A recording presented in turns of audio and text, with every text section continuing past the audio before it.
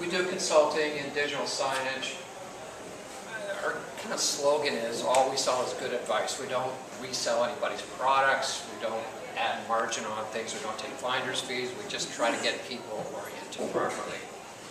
We call the company Presets because presets in Adobe Photoshop and creative tools it's a way to kind of set things up so it gets done properly right from the very beginning.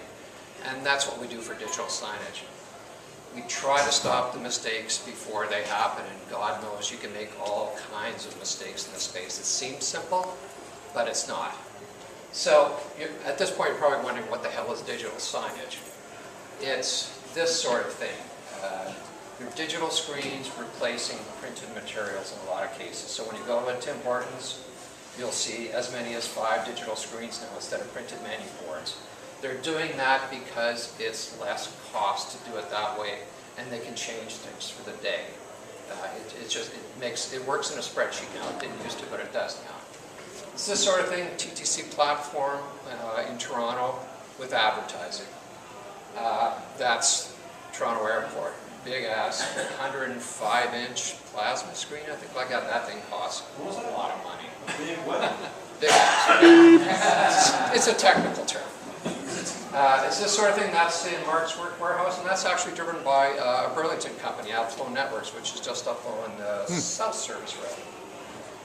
That's AdFlow as well. Those are health stations in a bunch of CVS pharmacies all through the United States. So the old stations where you used to just go up and there'd be this thing that would take your blood pressure, it's all digital now. The topper on that, they're one of the companies that's bankrolling this whole rollout is Merck, which is a big pharmaceutical company.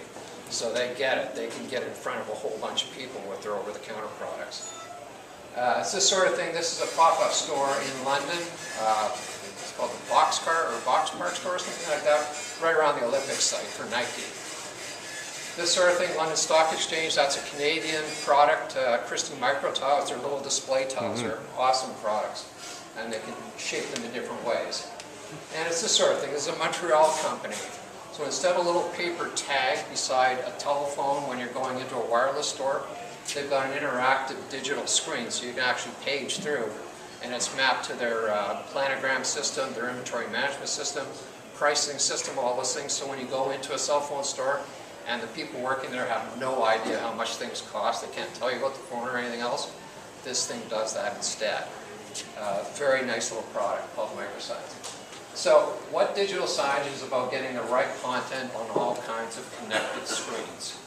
It's, again, it seems like a really simple thing to do, but where it falls down almost all the time is that people lead with technology and they don't think about the content. And they start perhaps with some good content, but after the first, it's kind of like a website that languishes. It's good at the beginning, and then it's a desert. The other thing that people think about digital signage is it's just an advertising medium, and really that's probably the area in digital signage that's failing more than anything else. So many companies, so many entrepreneurs have started digital signage networks with the idea that it's a pot of gold. They're going to make their money out of advertising. I'm sure you've seen screens in GO train cars, elevators, everywhere. Most of that stuff doesn't work because selling advertising is really, really hard. The hottest sectors in this space are fast food, video walls, corporate, and airports right now. Fast food because, as I was saying, the spreadsheet model works to replace printed stuff with this instead. Again, it looks easy, but doing it well is really hard, and that's kind of where we come in. I've been doing this for a dozen years. I'm actually a journalist by training. I don't know how I ended up in this, but I did. My business partner was 19 years at Nike running their video production studio. So between us, we work with a lot of end users and vendors, some big companies, some small companies. We try to get clients off to a really solid start, or in some cases get them back on the rails. It's a lot of what we do is kind of triage work because, again, they spend a lot of money at the beginning, a lot of capital investment, and 6 months in, a year in, you're seeing blue screens, you're seeing black screens, they don't know what to do. They made their wrong hardware selection, so they want a different vendor, so we come in and try to help them. We work with some pretty big clients. Right now we're working with Lexus and Nike. We've done work with Tim Hortons, LG, NEC, a whole bunch of different companies, but again, some smaller ones.